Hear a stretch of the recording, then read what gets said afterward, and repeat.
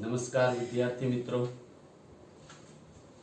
ધોરણ 12 જીવ વિજ્ઞાન વિષય ચેપ્ટર 3 માનવ પ્રજનન તંત્ર ના ત્રીજા ભાગની અંદર આજે આપણે નર પ્રજનન તંત્રની અંદર સહાયક પ્રજનન ગ્રંથિની વાત કરવાની. આગળ આપણે નર પ્રજનન તંત્રના મુખ્ય અંગોની ચર્ચા કરી ગયેલા છે. મુખ્ય અંગોની અંદર પહેલું હતું શુક્રપિંડ, ત્યાર પછી શુક્રવાહિની, અધિવૃષ્ણ નલિકા, અને છેલ્લા લેક્ચરની અંદર આખી થિયરી આપણે મુખ્ય પ્રજનન અંગો જે છે કઈ રીતે શુક્રકોષ નિર્માણ પામે અને વહન પામે એની આપણે ચર્ચા કરેલી. હવે આ ટોપિક્સ જે આજે વાત કરવાના છે એ નીટ માટેનો છે. નીટની અંદર એ સહાયક પ્રજનન ગ્રંથિમાંથી પણ એમસીક્યુ પૂછાય છે, એટલે આ થિયરી આખી નીટ બેઝ જ છે. ચાલો શરૂઆત આપણે કરીએ. પહેલા તો છેલ્લે આપણે એવી વાત કરેલી કે શુક્રપિંડ માં શુક્રકોષ નિર્માણ પામશે જે શરૂઆતમાં ઉદર ગુહામાં હોય, ત્યારબાદ 7મા મહિને વૃષણ કોથળીની અંદર આ આખી વૃષણ કોથળી જેમાં શુક્રપિંડ ઉતરી આવશે. કેમ ત્યાં ઉતરી આવે અહીંયા વૃષણ કોથળીની અંદર? તો કે એને શરીરના તાપમાનથી નીચા તાપમાનની જરૂર હોય, એટલે કે 2 થી 2.5 સેલ્સિયસ તાપમાન ઓછું અહીંયા એને મળે, એટલે ઓછા તાપમાને સરળતાથી વૃષણ કોથળીની અંદર શુક્રપિંડ નિર્માણ થઈ, શુક્રપિંડમાંથી શુક્રકોષ નિર્માણ થઈ શકે. એટલે અહીંયા શુક્રપિંડ આ જે રચના છે શુક્રપિંડની, જ્યાં શુક્રકોષો નિર્માણ પામશે, ઓછું તાપમાન ત્યાં એને મળે. કેટલું ઓછું તાપમાન? તો કે 2 થી 2.5 સેલ્સિયસ તાપમાન. ત્યારબાદ અહીંયાથી શુક્રકોષ જે નિર્માણ પામશે એ અધિવૃષ્ણ પહેલા તો શુક્રવાહિકામાં, એટલે કે આ શુક્રવાહિકામાં આવે, શુક્રવાહિકામાંથી અધિવૃષ્ણ નલિકામાં આવશે. અધિવૃષ્ણ નલિકામાં એ શુક્રકોષ આવે એટલે ઇનવિગ્નલ નલિકાના માર્ગે શુક્રવાહિનીમાં વહન પામે. એટલે અહીંયા સુધી આપણે વાત કરેલી. ત્યાર પછી શુક્રવાહિનીમાંથી એ સીધા આવશે શુક્રાશયની અંદર. શુક્રાશયમાંથી પ્રોસ્ટેટ ગ્રંથિ, બલ્બો યુરેથ્રલ, તો આ 3 ગ્રંથિ, અને ત્યારબાદ મૂત્રમાર્ગ અને ત્યારબાદ જનન માર્ગ દ્વારા, શીર્ષનાળ દ્વારા એ શરીરની બહાર ખુલે, વહન પામે. એટલે આ 3 જે છે આ એનો વહનનો માર્ગ છે આખો. હવે એમાંથી આ 3 શુક્રાશય, પ્રોસ્ટેટ અને બલ્બો યુરેથ્રલ ગ્રંથિ જે સહાયક પ્રજનન ગ્રંથિ છે, તો એ કઈ રીતે મદદ કરે છે પ્રજનનની અંદર, શુક્રકોષોના વહનની અંદર, શુક્રકોષોને પોષણ આપવામાં કઈ રીતે મદદ કરે, એની ચર્ચા આપણે નીટ માટે કરવાની છે. પણ વહનનો માર્ગ આપણે પહેલા તો આ વૃષણ કોથળીની અંદર રહેલા શુક્રપિંડમાંથી શુક્રકોષો, અહીંયા શુક્રપિંડીય ખંડિકા અને ત્યાંથી શુક્રોત્પાદક નલિકા, જનનકોષો અને સર્ટોલી કોષો, ત્યાંથી આવશે. અહીંયા અંતઃસ્ત્રાવો પણ એને જે જરૂરી છે પ્રાપ્ત થશે લેડિંગના કોષોમાંથી. નર જાતીય અંતઃસ્ત્રાવ ટેસ્ટોસ્ટેરોનનો સ્ત્રાવ થાય. અહીંયાથી શુક્રકોષો આવશે શુક્રવાહિકામાં, ત્યાંથી અધિવૃષ્ણ નલિકા, અધિવૃષ્ણ નલિકામાંથી શુક્રવાહિનીમાં, તો કે ઇનવિગ્નલ નલિકાની મારફતે. શુક્રવાહિની યાદ રાખવાનું 45 સેન્ટીમીટર લાંબી, અધિવૃષ્ણ નલિકા યાદ રાખવાનું 6 સેન્ટીમીટર લાંબી, ગુચડામય 6 મીટર.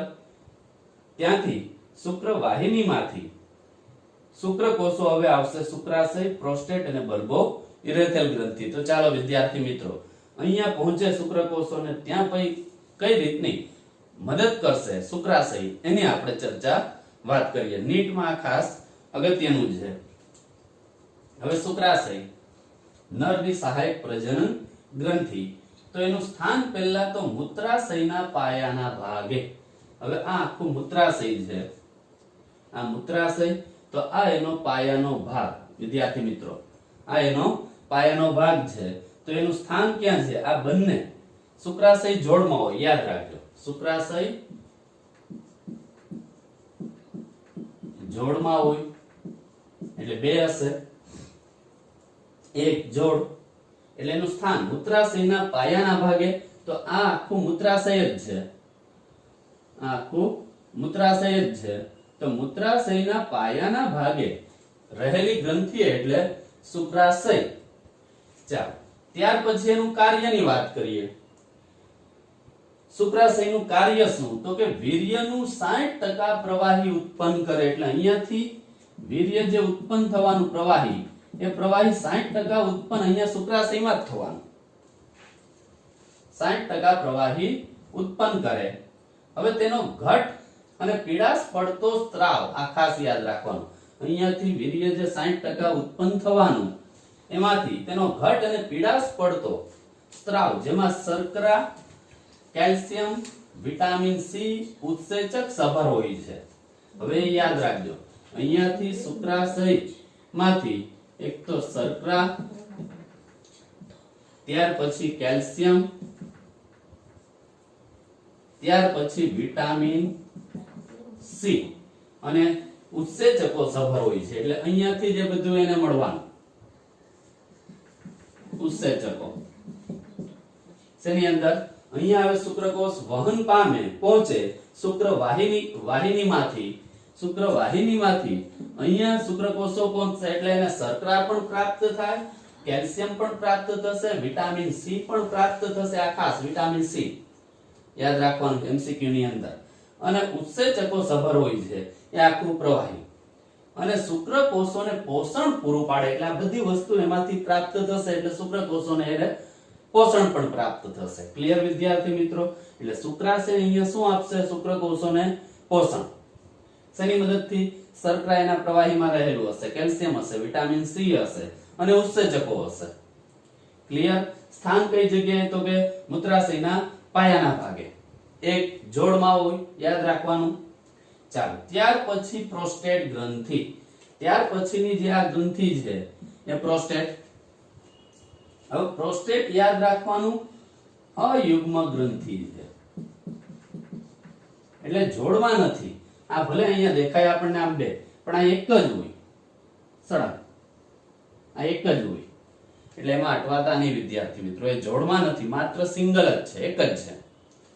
એટલે અયુગ્મ ગ્રંથિ, સહાયક પ્રજનન ગ્રંથિમાં એવો એમસીક્યુ પૂછાય, અયુગ્મ ગ્રંથિ કઈ? તો કે પ્રોસ્ટેટ ગ્રંથિ, જે એક જ હોય છે, જોડમાં નથી. આ યુગ્મ ગ્રંથિ તરીકે ઓળખાશે, જોડમાં છે. આ અયુગ્મ ગ્રંથિ. ચાલો, પ્રોસ્ટેટ ગ્રંથિની વાત કરીએ. એનું કાર્ય શું? પહેલા તો એનું સ્થાન. તો મૂત્રાશયના પશ્વ પ્રદેશની અંદર, એટલે પાછળના ભાગે. જો મૂત્રાશયના પાછળના ભાગે પશ્વ પ્રદેશની અંદર કઈ ગ્રંથિ રહેલી હોય? તો કે પ્રોસ્ટેટ ગ્રંથિ. આ એનું સ્થાન. કે મૂત્રાશયના પશ્વ પ્રદેશમાં પ્રોસ્ટેટ ગ્રંથિ આવેલી હોય છે. એનું કાર્ય તો કે સ્ત્રાવ, એનો જે સ્ત્રાવ થશે પ્રોસ્ટેટ ગ્રંથિ, એ દુગ્ધ જેવો હશે. પ્રોસ્ટેટ ગ્રંથિનો સ્ત્રાવ દુગ્ધ જેવો, એટલે સફેદ પ્રવાહી. શુક્રકોષોને સક્રિય કરવાનું કાર્ય કરશે. શુક્રકોષો, હવે અહીંયા પોષણ તો અહીંથી મળી ગયું, એને પોષણ મળે એટલે ત્યાર પછી પ્રોસ્ટેટ ગ્રંથિમાં આવે, એટલે એને હવે સક્રિય કરવાનું કાર્ય પ્રોસ્ટેટ ગ્રંથિ કરશે. એટલે કે શુક્રકોષોને સક્રિય કરે છે. ત્યારબાદ મૂત્રજનન માર્ગમાં ઘણી નાની નલિકાઓ દ્વારા દાખલ થાય છે. મૂત્રજનન માર્ગ, ત્યાર પછીનો આખો મૂત્રજનન માર્ગ જ છે, તેમાં ઘણી બધી નલિકાઓની અંદર ત્યાર પછી એ દાખલ થઈ જાય. ક્લિયર વિદ્યાર્થી મિત્રો? આ પ્રોસ્ટેટ ગ્રંથિ. પ્રોસ્ટેટ ગ્રંથિ યાદ રાખવાનું અયુગ્મ ગ્રંથિ છે, માત્ર એક જ છે. સ્થાન એનું તો કે મૂત્રાશયના પશ્વ પ્રદેશની અંદર, એટલે પાછળના ભાગે. કાર્ય એનું તો કે સ્ત્રાવ દુગ્ધ, એટલે સફેદ પ્રવાહી જેવું. શુક્રકોષોને સક્રિય કરવાનું કાર્ય કરે. અહીંયા પોષણ ઉપર તો મળી જ જાય છે, હવે એને સક્રિય કરવાનું કાર્ય પ્રોસ્ટેટ ગ્રંથિ કરશે. ત્યાર પછી મૂત્રજનન માર્ગમાં ઘણીવાર નાની નલિકાઓ દ્વારા દાખલ પણ થાય. આ બીજી આપણે ગ્રંથિ સહાયક પ્રજનન ગ્રંથિની અંદર વાત કરી, પ્રોસ્ટેટ ગ્રંથિ. ત્યારબાદ ત્રીજી ગ્રંથિ બલ્બો યુરેથેલ ગ્રંથિ. આ યાદ રાખવાનું જોડમાં છે, એટલે એક જોડ, એટલે યુગ્મ ગ્રંથિ થશે. હવે જો અહીંયા પણ આ જે દર્શાવેલી છે, આ બલ્બો યુરેથેલ ગ્રંથિ. બલ્બો યુરેથેલ ગ્રંથિ એટલે આ એક અને બે, એટલે બે હોય, એટલે એક જોડની અંદર. આ એક જ છે, સિંગલ જ છે, સળંગ. જ્યારે આ પણ બે, એટલે બે શુક્રાશય બે બલ્બોઇરેથેલ અને એક પ્રોસ્ટેટ ગ્રંથિ, એટલે બે ગ્રંથિ સહાયકમાં યુગ્મી છે કઈ તો કે શુક્રાશય અને બલ્બોઇરેથેલ. પ્રોસ્ટેટ ગ્રંથિ યાદ રાખવાનું, અયુગ્મ ગ્રંથિ. ચાલો, એટલે હવે અહીંયાથી અહીં પોષણ મળી ગયું, અહીંયા સક્રિય થઈ ગયા. હવે શેમાં આવશે? બલ્બોઇરેથેલ ગ્રંથિની અંદર શુક્રકોષ. પહેલા તો સ્થાન, તો પ્રોસ્ટેટ ગ્રંથિની નીચે જોડમાં આવેલી હોય આ પ્રોસ્ટેટ ગ્રંથિ. આ પ્રોસ્ટેટ ગ્રંથિની નીચે જોડમાં આવેલી ગ્રંથિ એટલે બલ્બોઇરેથેલ ગ્રંથિ. આ પ્રોસ્ટેટ ગ્રંથિની નીચેના ભાગે આવેલી ગ્રંથિ એટલે બલ્બોઇરેથેલ. હવે આ ત્રણેયનું સ્થાન એક સાથે યાદ રાખી લેવાનું. શુક્રાશય તો કે મૂત્રાશયના પાયાના ભાગે, પ્રોસ્ટેટ ગ્રંથિ તો કે મૂત્રાશયના પશ્વ પ્રદેશ પાછળનો ભાગ, અને બલ્બોઇરેથેલ ગ્રંથિનું સ્થાન તો કે પ્રોસ્ટેટ ગ્રંથિની પાછળના ભાગે નીચે. પ્રોસ્ટેટ ગ્રંથિની નીચે કઈ ગ્રંથિ આવેલી હોય તો કે બલ્બોઇરેથેલ ગ્રંથિ જે જોડમાં આવેલી હશે એટલે એક જોડ છે. ચાલો હવે એનું કાર્યની વાત કરીએ તો કાર્યની અંદર પ્રોસ્ટેટ ગ્રંથિની જેમ જ તે બેઝિક આલ્કલાઇન પ્રવાહીનો સ્ત્રાવ કરે છે. આ યાદ રાખવાનું, બેઝિક પ્રોસ્ટેટ ગ્રંથિની જેમ જ તે બેઝિક આલ્કલાઇન પ્રવાહીનો સ્ત્રાવ કરશે. ત્યાર પછી બીજું કાર્ય સમાગમ દરમિયાન ઘર્ષણ નિરોધક શિશ્નના ઊર્જા તરીકે પણ વર્તે. એટલે બે કાર્ય યાદ રાખવાનું, પ્રોસ્ટેટ ગ્રંથિની જેમ જ તે બેઝિક આલ્કલાઇન પ્રવાહીનો પણ સ્ત્રાવ કરે અને સમાગમ દરમિયાન ઘર્ષણ નિરોધક શિશ્નના ઊંજણ તરીકે પણ એ વર્તે છે. કઈ ગ્રંથિ તો કે બલ્બોઇરેથેલ ગ્રંથિ. આ ત્રણ યાદ રાખવાનું સહાયક પ્રજનન ગ્રંથિ છે વિદ્યાર્થી મિત્રો. હવે આ ત્રણ ની અંદર પહેલું શુક્રાશય, બીજું પ્રોસ્ટેટ, ત્રીજું બલ્બોઇરેથેલ ગ્રંથિ. ત્રણેયનું સ્થાન એટલે શુક્રવાહિનીમાંથી શુક્રકોષો શેમાં પહોંચે તો કે શુક્રાશયમાં. શુક્રાશયનું સ્થાન તો કે મૂત્રાશયના પાયાના ભાગે. પ્રોસ્ટેટ ગ્રંથિનું સ્થાન તો કે મૂત્રાશયના પશ્વ પ્રદેશમાં. બલ્બોઇરેથેલ ગ્રંથિનું સ્થાન તો કે પ્રોસ્ટેટ ગ્રંથિની નીચેના છેડે જોડમાં આવેલી ગ્રંથિ. આ ત્રણેયનું સ્થાન યાદ રાખવાનું, ત્રણેયનું કાર્ય. આ શું કરે શુક્રાશય? પહેલું તો કે એમાં વીર્યનું 60% પ્રવાહી ઉત્પન્ન ત્યાં થઈ જાય, જેની અંદર ઘટ અને પીડાશ પડતો સ્ત્રાવ થશે. એની અંદર શું રહેલું હોય તો કે શર્કરા, કેલ્શિયમ, વિટામિન સી અને ઉત્સેચકો સભર હોય છે. એટલે હવે અહીંયા શુક્રકોષોને પોષણ પૂરું પડશે. એટલે અહીંયા શુક્રકોષોને પોષણ મળી જશે શુક્રાશયમાં આવે એટલે. કેમ પોષણ મળે તો કે એમાં શર્કરા રહેલું છે, કેલ્શિયમ રહેલું છે, વિટામિન સી છે, ઉત્સેચકો છે, એટલે ત્યાં પોષણ પ્રાપ્ત થશે. ત્યાર પછીની ગ્રંથિ પ્રોસ્ટેટ, અયુગ્મ ગ્રંથિ. એનું કાર્ય તો કે તેનો સ્ત્રાવ દુગ્ધ સફેદ પ્રવાહી છે. શુક્રકોષોને અહીંયાથી પોષણ મળી ગયું એટલે અહીંયા સક્રિય કરવાનું કાર્ય કરે અને મૂત્રજનન માર્ગમાં પછી ઘણીવાર નાની નલિકાઓ દ્વારા પણ એ દાખલ થાય. ત્યાર પછી ત્રીજી ગ્રંથિ બલ્બોઇરેથેલ ગ્રંથિ, તો એ પણ જોડમાં. એનું કાર્ય તો કે પ્રોસ્ટેટ ગ્રંથિની જેમ જ તે બેઝિક આલ્કલાઇન પ્રવાહીનો સ્ત્રાવ કરે છે અને કેટલીકવાર સમાગમ દરમિયાન ઘર્ષણ નિરોધક તરીકે પણ વર્તે છે. આ ત્રણ ગ્રંથિ આપણે નીટ માટે યાદ રાખવાની, સહાયક પ્રજનન ગ્રંથિ. ચાલો ત્યાર પછી વાત કરીએ વિદ્યાર્થી મિત્રો શિશ્ન. તો એ આખો જે ભાગ દર્શાવેલો છે શિશ્ન નો ટોચનો ભાગ શિશ્નાર. નરનું બાહ્ય જનનાંગ છે, નરનું બાહ્ય જનનાંગ એટલે શિશ્ન. હવે આ આખું એ વિશિષ્ટ પેશીનું બનેલું હોય, જે વિશિષ્ટ પેશીઓનું બનેલું છે, જે ઉત્થાન અને વીર્યદાન ની સાનુકૂળતા કરી આપશે. પ્રજનન વખતે ઉત્તેજિત થાય અને વીર્યદાન, વીર્ય નિર્માણની પણ સાનુકૂળતા કરી આપે. અને શિશ્નના પહોળા છેડાને, આ એનો પહોળો છેડો, આ પહોળા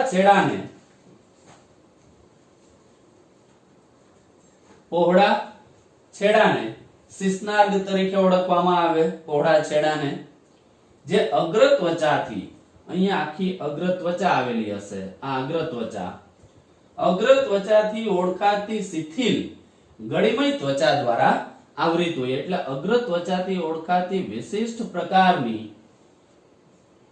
શિથિલ, અહીંયા શિથિલ ગળીમય ત્વચા દ્વારા આખું એ આવૃત હોય છે, જે શિશ્ન તરીકે ઓળખાય.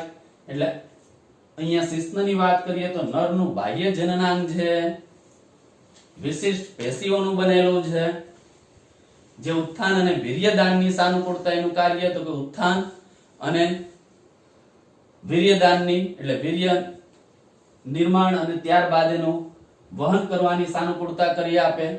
શિશ્નના પહોળા છેડાને શું કહેવાય તો કે શિશ્નાર, જે અગ્ર ત્વચાથી ઓળખાતી શિથિલ ગળીમય ત્વચા દ્વારા આવૃત હોય છે. ક્લિયર વિદ્યાર્થી મિત્રો? અહીંયા આપણો પહેલો ટોપિક્સ નરનું પ્રજનન અંગોની આપણે અહીંયા ચર્ચા પૂરી કરીએ છીએ. પહેલો ટોપિક્સ આપણો જે આ ચેપ્ટરનો છે નરના પ્રજનન અંગો, નર પ્રજનન તંત્ર, જે અહીંયા પૂરું થાય. પહેલું હતું શુક્રપિંડ, બીજું અધિવૃષ્ણ નલિકા, ત્રીજું શુક્રવાહિની, ત્યાર પછી એના સહાયક પ્રજનન અંગો શિશ્ન સુધી. અને આ આકૃતિ દ્વારા જ સરળતાથી આખી આ થિયરી યાદ રહેશે એવી મને આશા છે. એટલે આકૃતિ 2 થી 3 વાર ડ્રો કરવાની છે તો સરળતાથી આ આકૃતિ પણ આવડી જશે. પરીક્ષાની અંદર નર પ્રજનન તંત્રનો અગ્રીય દેખાવ પૂછે તો આ જ દોરવાની થાય વિદ્યાર્થી મિત્રો. ક્લિયર વિદ્યાર્થી મિત્રો? એટલે હવે તમે આ આકૃતિ દ્વારા આખી થિયરી નરનું પ્રજનન તંત્ર વર્ણવી શકો.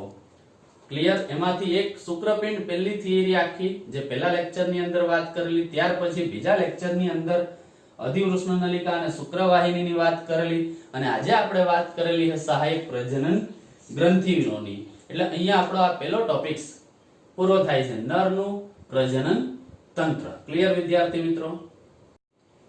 વિદ્યાર્થી મિત્રો, હવે આપણે બીજી થિયરીની વાત કરવાની, જે ખાસ અગત્યની શુક્રકોષની રચના વર્ણવો. બોર્ડની અંદર આ થિયરી પૂછાઈ શકે, ખાસ અગત્યની છે. શુક્રકોષની રચના આકૃતિ સહ વર્ણવો. આકૃતિ 2 થી 3 વાર પ્રેક્ટિસ કરવાની છે એટલે સરળતાથી આવડી જશે. શુક્રકોષની રચનાની વાત કરીએ તેમાં સૌથી પહેલો આ ભાગ છે શીર્ષ, બીજો ભાગ એ ગ્રીવા જે શીર્ષ અને મધ્ય ભાગને જોડે, ત્રીજો ભાગ મધ્ય ભાગ અને ચોથો પૂંછડી. ચાલો હવે એની શરૂઆત કરીએ. તો શુક્રકોષની રચનાની અંદર આ 4 ભાગો આવેલા હોય.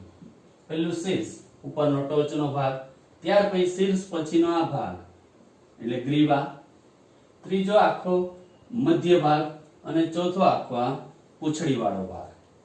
એટલે શીર્ષ, ગ્રીવા, મધ્ય ભાગ અને પૂંછડી, આ 4 ભાગોનું બનેલું હશે.